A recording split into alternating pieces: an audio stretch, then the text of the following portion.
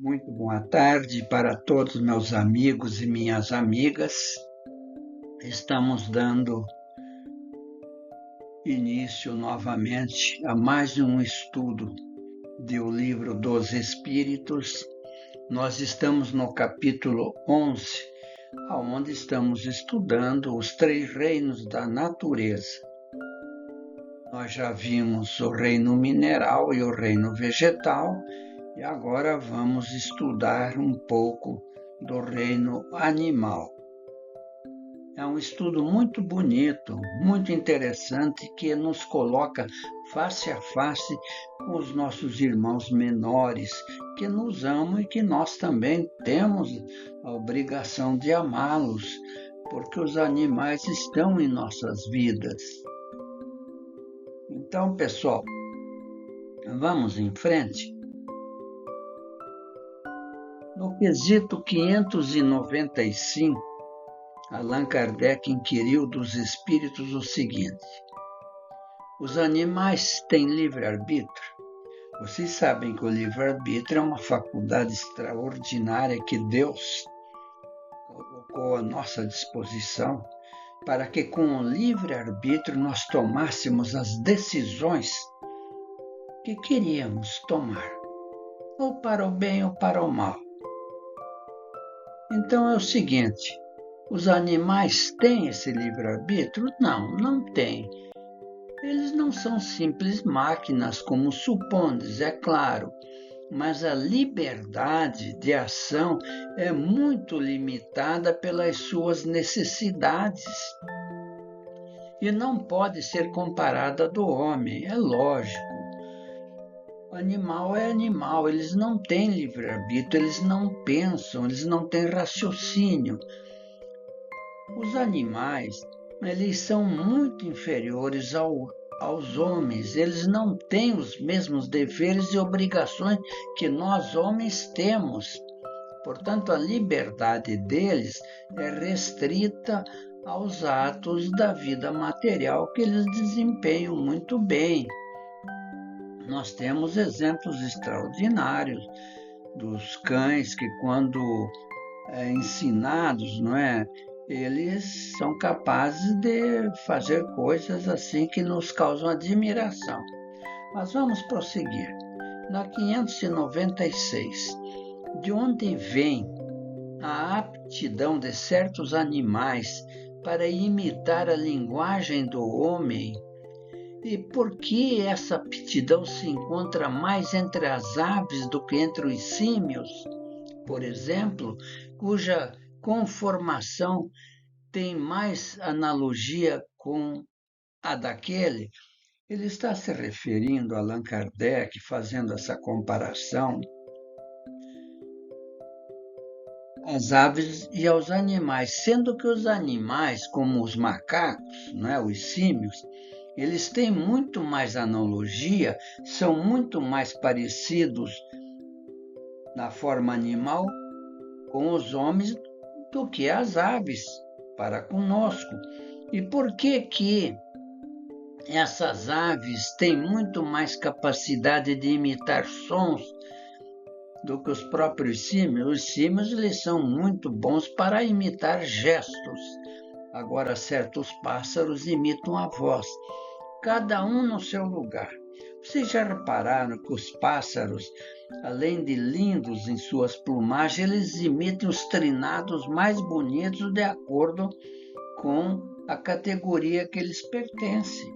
Os canários, por exemplo, eles imitam gorjeios que são maravilhosos. E os papagaios, pela articulação de sua garganta, eles são capazes de, com muito treinamento, de imitar certos sons humanos. Eu tenho exemplo disso. A minha tia, já desencarnada, ela tinha um papagaio que já faleceu também.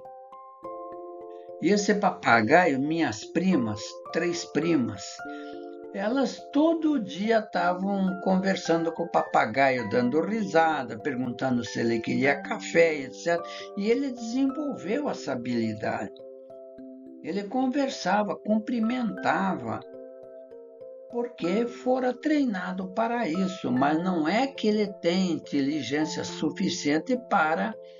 Ele sempre repete a mesma coisa, é incapaz de articular um som novo, a não ser aquele que ele aprendeu. Vamos seguir em frente. Na pergunta 597, as coisas começam a ficar mais interessantes a partir de agora. Pois se os animais têm uma inteligência que lhes dá uma certa liberdade de ação, há neles um princípio independente da matéria. Que princípio seria esse? Vamos ver a resposta. Sim, e que sobrevive ao corpo, mas é insuficiente. Então Kardec complementa na 597A. Esse princípio é uma alma semelhante à do homem? Respondem os espíritos. É também uma alma, se o quiserdes. Isso depende do sentido em que se tome a palavra, mas é inferior à do homem. Há entre a alma dos animais e a do homem tanta distância quanto entre a alma do homem e Deus. Vocês observem que realmente é uma resposta de suma importância. Realmente os animais têm uma alma embrionária, que está começando a evoluir no animal. É um princípio inteligente, que evolui ao longo das muitas encarnações, até esse princípio inteligente tornar-se um espírito. Vejamos, prosseguindo. Pela perspectiva espírita, ou seja, pela doutrina espírita, origem e evolução.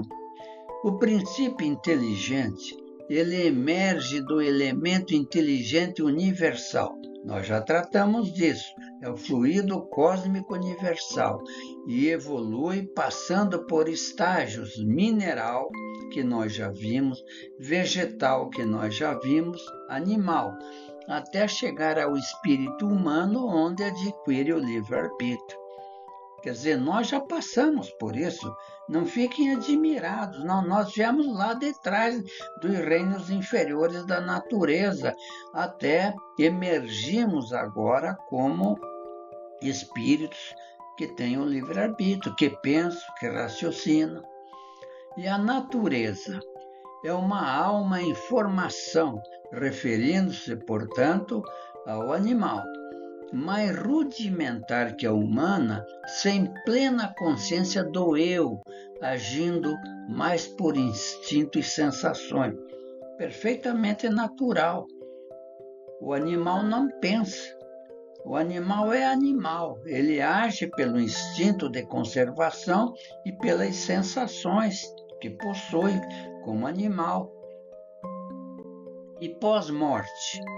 Após a morte, este princípio inteligente que habita no animal, ele não se torna um espírito errante como nós, como humano. Nós, quando partimos, nos tornamos espíritos errantes e nós já explicamos isso muito bem. Quem me assiste agora pode pensar assim, mas o que é espírito errante? Espírito errante ou erraticidade é um lugar onde fica o espírito desencarnado, aguardando uma nova oportunidade para reencarnar. E é claro que não vai ficar inativo, dependendo da condição moral, intelectual do espírito, ele continua no seu trabalho, no seu desenvolvimento, aguardando uma nova oportunidade. Portanto, esse espírito errante não é como o humano, mas ele entra num estado de repouso e adaptação no plano espiritual, aguardando sua próxima encarnação sem ter consciência do eu. Nós teremos. Quando nós partirmos e estivermos no princípio do retorno, a gente fica sabendo. Mas os animais não. É compulsório a sua reencarnação. Qual é o papel humano? Os humanos têm o papel de auxiliar o progresso dos animais. Assim como os animais auxiliam no progresso humano, numa via de mão dupla de evolução, assim como eles nos ajudam, não é? Os trabalhos que os animais fazem para nós é estupendo, né? Os animais de carga, não é? Os animais de carinho chamados pets, gatos, cães, eles têm conosco uma relação muito bonita e que merece de nós toda a atenção. Vamos em frente.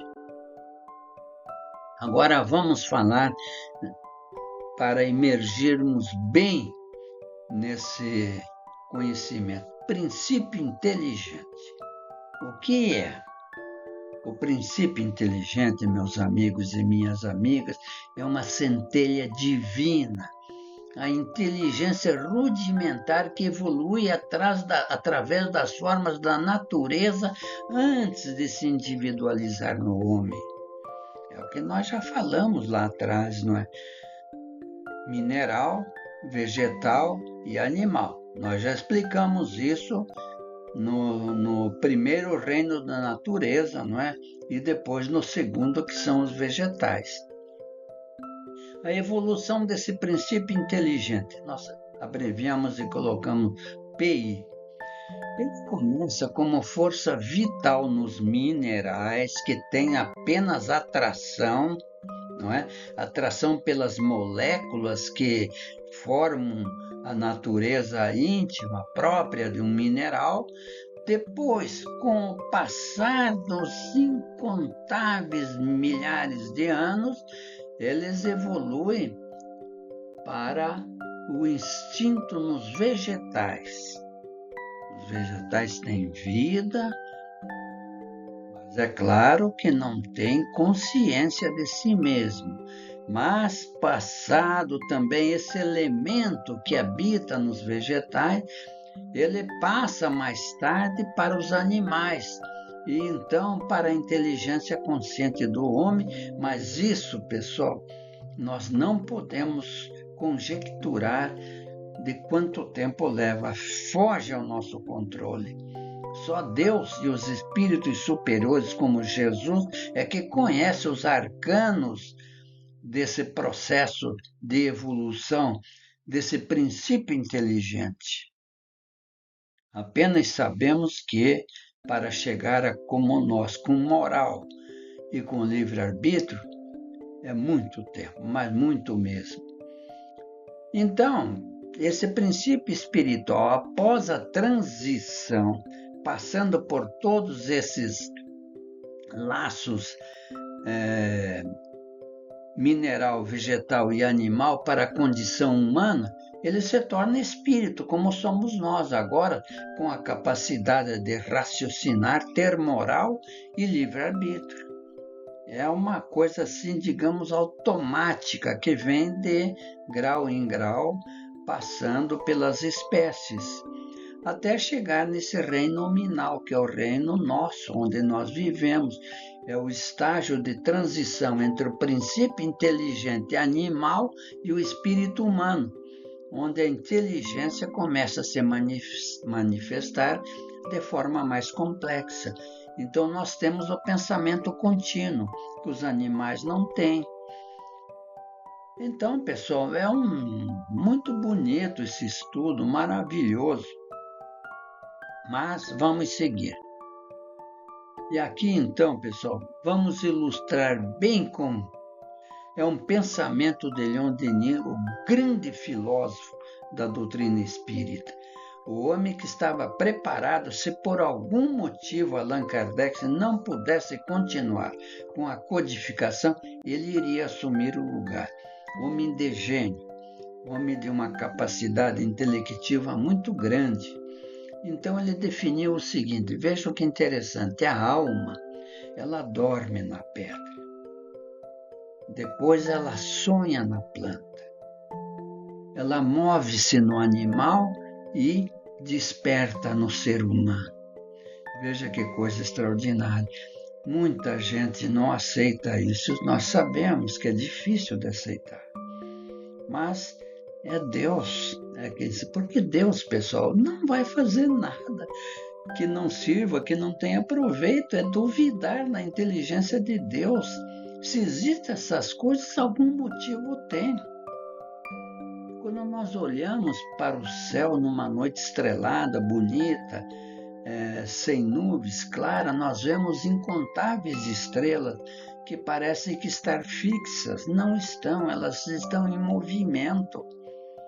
E são incontáveis as galáxias, cada qual com mais de 200 bilhões de estrelas, sóis, planetas, enfim, de tudo. Então, pessoal, será que Deus criou tudo isso para que sirva de visão para nós, para nos alegrar, para pensar como o universo é grande? Não, aí está a vontade de Deus e nós não podemos duvidar da inteligência de Deus. Se Ele criou tudo isso, algum motivo tem que ainda foge ao nosso alcance, porque nós não estamos preparados ainda, moral e intelectualmente, para absorver esses ensinamentos maravilhosos, mas nós vamos chegar lá. É só prosseguirmos firmes em nossos propósitos de adquirirmos conhecimentos, de nos moralizarmos no trabalho, no amor. Isso é muito importante. Então, nesse outro slide aqui, nós colocamos o gás que está por aí, não é? Em nossa atmosfera, nós temos não é esse ar que nos alimenta, que nos dá vida, ele se mineraliza, se transforma num mineral. E o mineral se vegetaliza, se torna uma planta. E o vegetal se humaniza e o homem se diviniza. Nós já mostramos a escala espírita para você. Um dia nós chegaremos aonde Jesus chegou. Quando? Não sabemos. A eternidade nos espera. Vamos em frente, pessoal, que tem muita coisa para tratar. 598. A alma dos animais conserva após a morte sua individualidade e a consciência de si mesmo? Respondem os espíritos. Sua individualidade, sim, mas não a consciência de si mesmo. A vida inteligente permanece em estado latente. Então o cão, ele não sabe que é um cão, porque ele não pensa. Ele apenas executa os atos que são próprios da raça animal, da raça do cão. E assim com todos os demais animais. E prosseguindo, na 599, a alma dos animais pode escolher a espécie em que prefere encarnar-se? Não, ele não tem ainda o livre-arbítrio, ele não pode pensar e dizer, não, eu quero viver numa outra encarnação, não quero ser cachorro e quero ser cavalo. Não tem essa condição, porque não pensa, ele não pode organizar o raciocínio, porque não chegou lá, mas dias virá em que chegará. 600. Pergunta 600.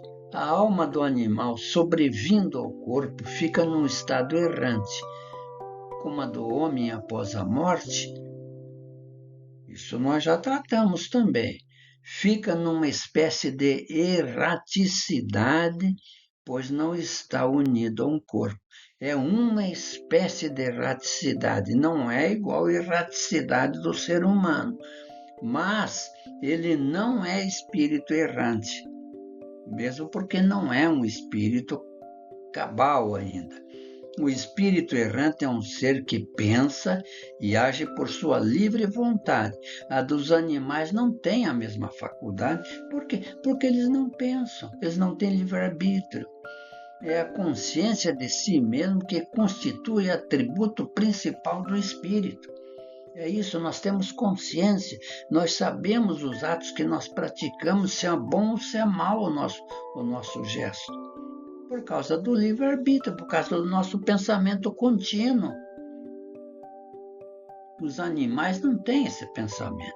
Por exemplo, uma ave, ela faz no seu ninho sempre do mesmo jeito, ela não consegue modificar, fazer uma melhoria, porque não tem pensamento contínuo, é aquilo ali sempre. Os animais maiores, né, que constroem suas tocas, por exemplo, será sempre do mesmo jeito. E até tem exemplos de um pássaro que fizeram testes, né? Levaram esse filhote de pássaro para um outro lugar completamente diferente daquele em que seus pais viveram. E depois soltaram esse pássaro novamente lá onde seus pais estavam, depois de anos. E ele procede sempre da mesma maneira, ele não mudou seus hábitos, porque é um instinto que conserva tudo isso. Prosseguindo, o espírito do animal é classificado após a morte pelos espíritos incumbidos disso. Assim como os animais têm os espíritos que se incumbem das encarnações dos animais, nós também temos, pessoal. Quem assistiu o filme Nosso Lar, ou leu o livro que é mais completo ainda, o Nosso Lar, verá lá toda essa grandiosa realidade. Quando nós vamos encarnar, tem espíritos que tratam de tudo isso. Nós não vamos entrar nesses detalhes porque nós já mostramos isso, inclusive com imagens próprias da colônia espiritual Nosso Lar. Então, os espíritos se incumbem desse trabalho. Então, o animal, quando ele cessa sua vida física, ele é reencarnado quase que imediatamente. Não dispõe daquele tempo para se pôr em relação com outras criaturas como nós, que ficamos lá durante uma temporada, né, até termos novamente condições de reencarnar. Então, a inteligência do homem e dos animais emanam de um mesmo princípio, mas no homem ela passou por uma elaboração que a eleva sobre a dos brutos, que são os animais. Há entre a alma dos animais e a do homem tanta distância quando entre a alma do homem e Deus. Vejam que de fato é muito grande essa diferença. Pessoal, estamos concluindo esse nosso estudo. Eu agradeço de coração e peço que vocês ajudem o nosso canal. Se inscrevam no canal, apertem o sininho, deixem o seu like, não é, que gostaram. Por quê? Não é para mim, não, é para que este canal ele seja visto por mais pessoas, porque o nosso objetivo, cumprindo aquilo que os espíritos esperam de todos nós, é divulgarmos a doutrina espírita, porque essa doutrina abençoada, ela está contribuindo poderosamente para o conhecimento de toda a nossa humanidade, para que todos compreendam a grandeza da vida, que nós estamos apenas dando os primeiros passos. Então é o seguinte, esse estudo que estamos fazendo agora, eu vou colocar no YouTube. Lá eu tenho um canal chamado Rui Espiritismo com mais de 100, talvez 200 trabalhos, não só de livro dos Espíritos, mas sobre o Evangelho de Jesus. E depois nós passamos no Facebook, no Instagram, no Twitter, no WhatsApp, onde nós temos um grupo grande chamado Os Mensageiros, e deixamos aqui o nosso e-mail. Se quiserem conversar conosco, tudo bem, manda um e-mail e nós responderemos. Muito obrigado e fiquem agora com a nossa mensagem evangélica. O Cristo Consolador. Todos os sofrimentos, misérias, decepções, dores físicas, perda de seres amados encontram consolação na fé no futuro, na confiança na justiça de Deus. que o Cristo veio ensinar aos homens. Entretanto, faz depender de condição a sua assistência à felicidade que promete aos aflitos. Essa condição está na lei por ele ensinada. Seu jugo é a observância dessa lei, mas esse jugo é leve e a lei é suave, pois que apenas impõe como dever o amor e a caridade. É por isso que Jesus sempre falava, olha, o meu fardo é leve, ou seja, aquele amor que Jesus carregava e as instruções que eles nos deixavam, que para muitos parecem pesadas, são leves. E o jugo dele é o amor. Nós nem sentimos de tão suave. Muito obrigado, meus queridos. A paz de Jesus no coração de todos vocês e nos encontraremos numa próxima quarta-feira com muito amor e muito carinho. A paz de Deus para todos.